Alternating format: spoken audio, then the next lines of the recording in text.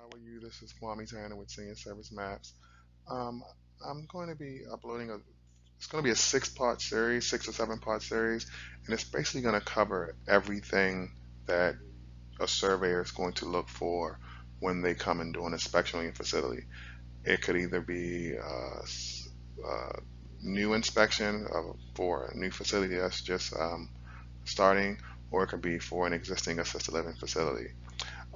This part is going to be on policies, procedures, and plans. I'll try to let you know where I keep these specific plans and policies and procedures. Some will be in the client's book, some will have their own book of their own, some will actually be hanging on the wall. I'll try to be a little more descriptive about where I actually keep these plans. You can keep them wherever you want, but you know, they are going to ask you for these policies, procedures, and plans when they actually come to your facility. This first slide, we're going to cover first activities plan. So you have to have activities plan where you show each activities you're going to do for that week or that day. You have to have it written out. The state, they're not going to want to leave anything to chance. Your surveyor, they're going to ask, okay, where's your activity plans? What do you have planned for the clients? They want to make sure that your clients have activities that stimulate them mentally and physically. So what I would do, I would have a movie night. I had kind of like exercise events, light exercise event classes during the day. I had performers come in, magic shows. We had bingo night. It's just different events to keep the clients happy. We had musicians come in, pets. We had clients bring. We had outside people bring pets in. Um, it's very important that you have this plan because they're going to want to see that you keep your clients engaged. And it's also a good selling point too when you have your client, when you're showing your facilities. Families are going to want to see that you just don't have clients sitting around all day doing nothing. The next thing they're going to want to see is any advertising materials that you have. Um, you have to have you have to show them if you have a business card, a brochure, any kind of advertising. They want to see that you're not misrepresenting yourself to your market. So say for example, if you have an 8-bed facility and you're out advertising saying you have a 16-bed facility, that's going to be a red flag for them. So they want to take a look at your advertising material. Next thing they're going to want to see is your business plan. This is more for clients that have that are just starting out. So if you're just starting a facility, they're going to want to look at your business plan to get an idea how you're going to run your facility or what you have planned to run your facility. And most likely they'll say, hey, you might want to change this, or this might work, or that might work. If you have a good surveyor or a more interactive surveyor. Next slide, we're going to start with a burial policy. This is important. You might not think so, but you'll have clients in your facility that may actually pass away, and you have to have a policy in place that shows what arrangements the family will follow in the event the client passes away. Now, for example, I had a client pass away in my facility, and believe it or not, if a client passes, you can't just call 911 and an ambulance will come and pick them up and take them away. It doesn't work like that. If a client's already passed away, they're going to say, well, we can't take them to the hospital because they're already passed away. So you have to, whatever you have arranged for this client, with your burial policy. So you have to have the policy in place. So that'll your burial policy. It'll say, okay, we have an arrangement with this funeral home in case the client passes. You call the funeral home. You say, hey, the client unfortunately passed away in the facility. We need you to come, and they'll send someone to pick the person up, and make the proper arrangements with the family. But you have to have that documented. I keep this in the actual client book. Each client have their own burial policy, and I also is also attached to my resident agreement. Um, the next one on this slide is a complaint policy. I usually have a separate book for the complaint policies. You just want to have procedures in place that if a client is unhappy or distressed, they can actually have a formal way to actually complain to you. So I had a Dropbox. I had quarterly interviews with clients, or monthly interviews with clients. Sorry, where I would document and go to the client and say, hey, how was this? How was your month here? Did you have anything you didn't like? What can we do to help? And I would make sure it was a formal inspection that we did in house, and it was a part of my complaint policy, and we would document everything. And it's just, you know, helpful when you're doing these interviews, and then you have procedures that if someone complains, you have to have a system set in place where you can actually follow up with them and maybe follow up with a family member, and you have to document what you did to actually try to remedy their complaint. The next thing on the slide is the confidentiality policy. You have to have a policy in place where you or your employees um, have something in writing where you cannot disclose um, personal client information, be it finances or health, with other residents or people outside of the facility. And that's important. The next slide, we're going to cover first disclosure statement. So we have we have a uniform disclosure statement, and it's pretty much a form that is going to disclose every service your facility is offering. If you have awake overnight staff, if you offer parade meals, if your facility offers um, housekeeping, if facility offers insulin injections, if facility offers if facility offers um, can accommodate wheelchair clients, you're going to have all this in your uniform disclosure statement. And it's a standard form. And again, I have all these forms, and if you guys wanted to consult, I can get you copies of these forms, and you can see what I did. I made changes to them over the years, um, but or you can come up with them on your own. The next one on this slide is documentation. So in each client book, I would have a separate tab where it was just documentation. So if the client went to the doctor's appointment and the doctor sent back forms, or if they went out for the ER and they sent back, just discharge papers, I would have all that in the documentation section in each book. You have to keep track of everything that comes in and out of your facility for a specific client. You never know what you're going to have to refer to, or you may have a dispute, and you have to just have documentation of everything. Like assisted living, it's very important that you just try to over document everything. It's better to be safe than sorry. And I'll cover more of that going forward. Next is the emergency disaster plan. It's a plan that ensures the safety of a client in the event of emergency disaster like hurricanes, power outages, fires, and storms. So, for example, you have to say, in part of my emergency disaster plan, it says, we have a storm and the house facility gets damaged.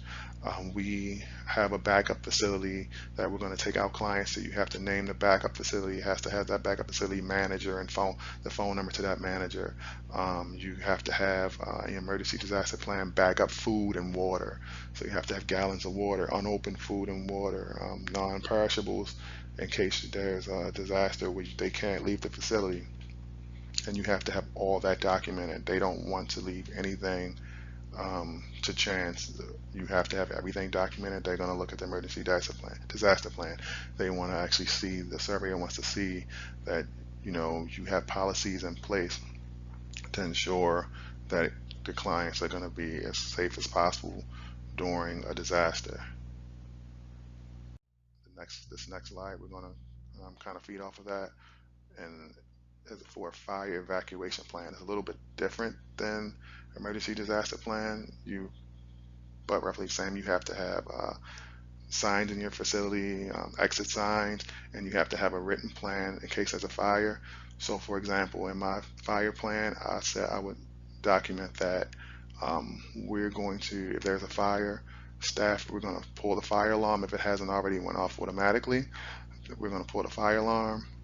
The staff is instructed to get the clients that are not mobile, which means they can't walk on their own. They're going to assist them first out of the house, and then they're going to direct, while directing the clients that actually are mobile, ambulatory, out of the facility. Then we have to actually say how far we're going to go away from the facility. We're going to be 50 feet away from the facility.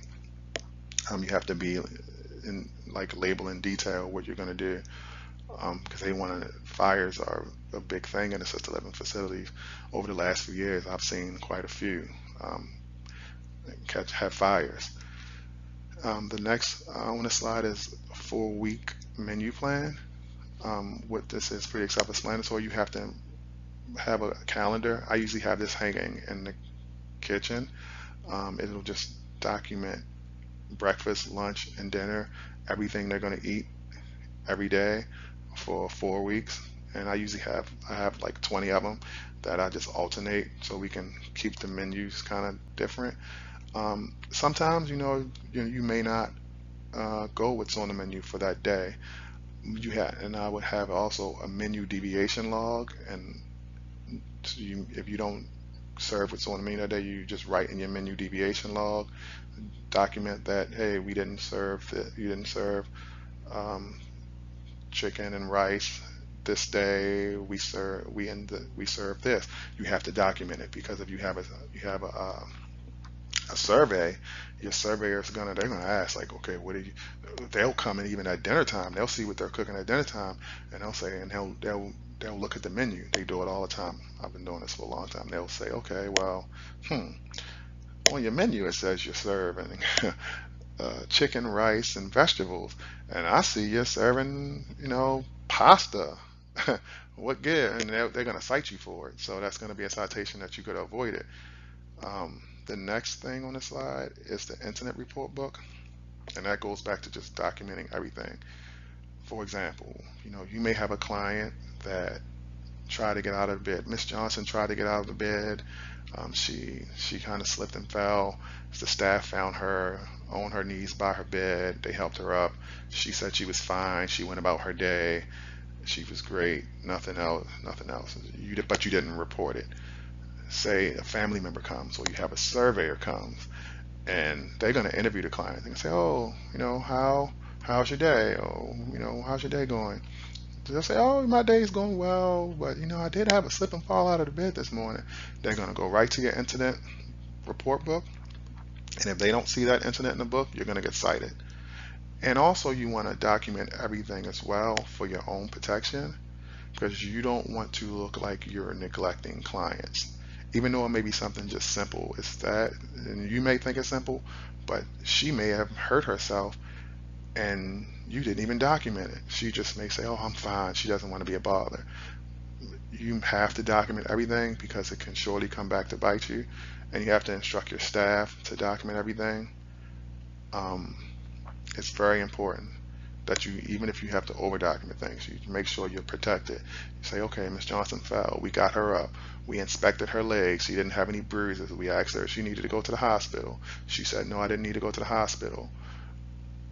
She went about her day. Everything was fine. You're covered in your book. That way, if next day her family comes and they say, well, my mother fell and they didn't even check her or send her to the hospital, and she fell out of the bed. And, it's going to be your word against theirs.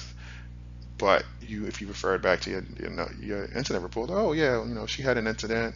This is what we did, and everything seemed to be fine. Because if you don't document it, and it didn't happen, that's what they're going to say. Next slide, we're going to cover first personal fund policy. This pretty much just a policy shows what you're going to do if you had to handle a client's funds. I never did that. I never wanted to handle clients' funds. I was just running 3 assisted living facilities. I don't want to handle people's finances. I used to let their families do it. Or they can have a representative from a state representative handle their funds for them. But if you do, you have to have a policy showing how you're going to handle their funds. The next on the slide is quality assurance plan. And it's pretty much a plan showing how you're going to enforce your procedures and policies. Like, so for example, you can say, oh, we're we have monthly staff meetings where we're going to train our clients on how to act on these on our policies, or how to enforce the policies. We're going to have fire drills. We're going to have this. We're going to have emergency disaster plan meetings. We're going to have workshops on how to create, how to write an incident report. I mean, you have that's just your quality assurance plan. This is how you're going to enforce these procedures. The last on the slide is pretty self-explanatory. The relocation plan. It's a plan that outlines the steps you're going to take if you have to relocate a client. Like how much time are you going to give them? Who are you going to alert in the family? Who's a contact person? Things like that. The next slide is going to cover first reporting abuse, neglect, and exploitation. So it's pretty self-explanatory, but you have to have a plan for it. You have to have a plan in place. So what you do here is what I did here is I had I had a plan where I hung ombudsman poster on the wall, and it had a number where you can call for abuse. They can even call ombudsman, and in my abuse plan, I had the number there as well, and I also have that written in their contract, in their resident agreement. Um, and I have my number as well. I'm the owner. This is my number. This is the manager's number. You can report it to us. I had a Dropbox, and I also had all of these steps written down in my abuse plan. The next is the resident agreement, and that's pretty much the leasing agreement. Um, you're just going to outline how much they're paying. If it's a year lease or a month-to-month lease, it's going to cover the level of care of the person. It's going to cover just the basics of the contract of the person living. It's just similar to a lease, and it's going to actually include a lot of these documents that's going to be attached to the resident agreement. Like the resident rights, the last one on the slide. That's actually, I combine that with the leasing agreement, so they sign at the end and they already know what the rights are. So it's the resident rights is an outline to what the residents' rights are in the facility. That can be what room they're in, what they can do in the room, what bathrooms they can use, what they're entitled to in the house. Some clients, they want to go in the kitchen and be able to cook, but you got to say, hey, no cooking on the stove. You have to outline what the residents' rights are. Everything they have. I have this also, um, the residents' rights as well. If you guys want to take a look at it, you can just reach out to me and let me know. Also, the next slide, we have the first one is a service plan. Now, service plan is what the doctor or delegating nurse will write up. It's a plan that they will write up that your staff and you will follow to take care of the person. So if the person has a special diet, or they have they need to be on a bathroom schedule, or they need to be on a bathing schedule, or they need certain medications at a certain time. All this is going to be written in a service plan, and the service plan is going to be written by your delegating nurse or doctor.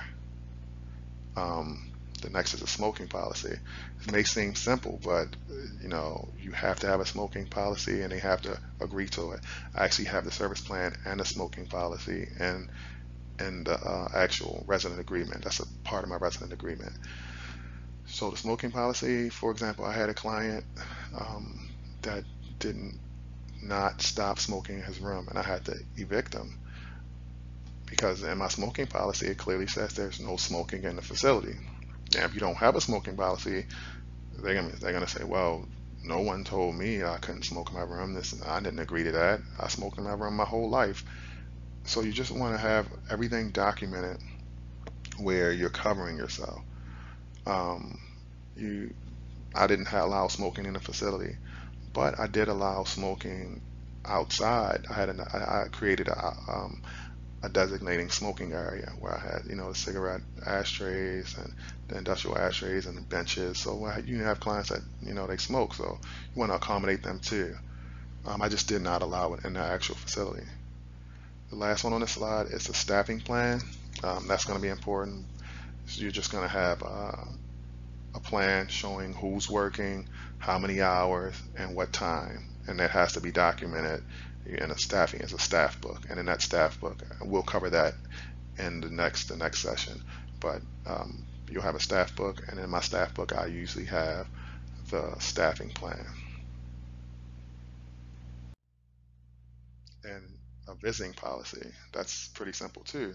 However, a lot of people don't have it, and it's very important when you think about it. For example, you know, you have if you have small assisted living facilities, 8 to 16 beds like I did, some rooms are shared, and you have family members that come at 9 o'clock at night and they want to visit their mother or grandmother, but they want to be in a room, talking and watching TV, and they have a roommate, and the roommate's not going to like it. So in your visiting policy, you can say, you are permitted to visit. Here's your visiting hours. You can visit here. If you visit after these hours, you have to visit in a common use area like a living room or dining room or the activities area. Um, you just have to have all that outlined, and you have to have a log, a visitor's log, where anyone that's not a resident, they come in the facility and they sign in the visiting log. And in the beginning of the visiting log, in the front of the visiting log, I usually have my visiting policy visible. They can read it and then sign their names when they're visiting. And if it's their first time visiting, I'll make sure they read the visiting policy before they actually come in, before they actually visit the client. Second on this slide is waivers. So that's just any exceptions you want to make to your rules. You have to have that written as well. So if you have a client where if you have a rule that say you guys agree that they don't have to abide by that rule, you have to have that written in the waivers. Waivers can be financially, like, okay, you waive the first month's rent, or you're offering a special. Next is a grievance policy. Um, that's pretty much if you have employees. I usually keep that in an employee log, and I have one hanging as well. Uh, it's just procedures that your clients, your employees can actually share agreements, or family members, some where they can complain to you, and then you outline the process and the steps that you have if someone files a formal complaint with you, because you don't want things to have to get past you. And what I say when I say that is, you want to catch complaints before they leave out of your facility. I mean, any business, you're going to have people. When you're working with people, some people are not going to be happy, but you want to be able to catch that complaint before it goes out the door. So someone calls the state and complains on you, they know you're going to have the state surveyor, knocking on your door saying, okay, we have a complaint, we have to investigate. But if you take care of that complaint before it actually leaves the door, then you're good. So if you set up a good grievance policy, you, you don't you can really hit some of that off before it actually gets bad enough where they want to complain outside. And I also have a grievance policy as well. All right, well, that concludes part one. I will be uploading more videos soon that'll cover the rest of the things the surveyors will look for. The services, I offer consulting services, like I said earlier, on how to start a assisted living facility. We do that as well. And I offer placement services where I actually help assisted living facilities fill empty beds if you need clients. And if you guys need me, here's my contact information. I hope you learn something from this and you can take it with you. Thank you.